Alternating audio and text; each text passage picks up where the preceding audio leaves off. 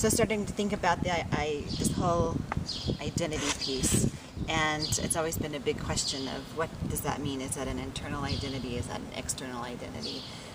Is it what you like to do? Is it who you are?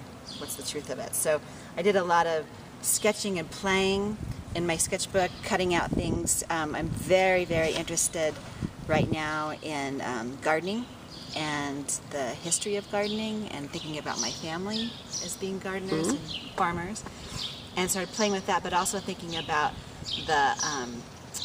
for a while I was thinking about the celebration of it. So I was thinking about creating some kind of a garden party image, but then that changed.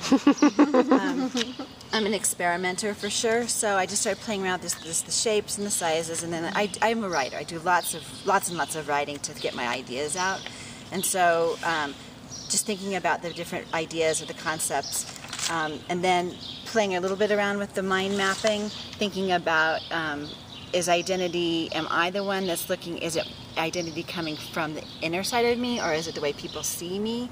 Kind of going back and forth with that. Finally decided to land on the gardening piece, but in a more abstract way. So at first I thought I was going to be much more realistic, so I did different places with that.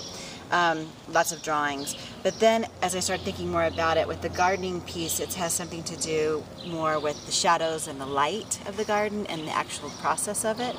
So by trade, I'm a fiber artist, so most of my work that I do in my studio is fiber and sewing, but I wanted to try something different in the studio, I think. So started playing around with circles, started just experimenting with the idea of the printmaking and just scribbling and playing. But then I started playing with the different pieces, and like you, I started doing things that didn't love it, so I started taking things apart.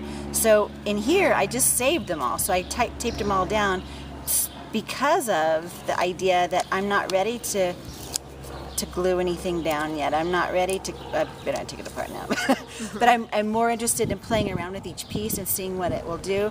And then as far as what comes next, then I do want to incorporate my fiber back into it by sewing them all together and sewing them onto fabric, and then playing around with drawing on the fabric. But the idea came from circles of light. So when you're underneath a tree and you see the reflection or the shadows, usually composed of circles. So I was thinking of the circles of light from the shadow, and then also the circles that happen with rainstorm, with the puddles, the rain hits the puddles, and then just playing with the colors of the garden. So, but my next step is to incorporate the fiber piece.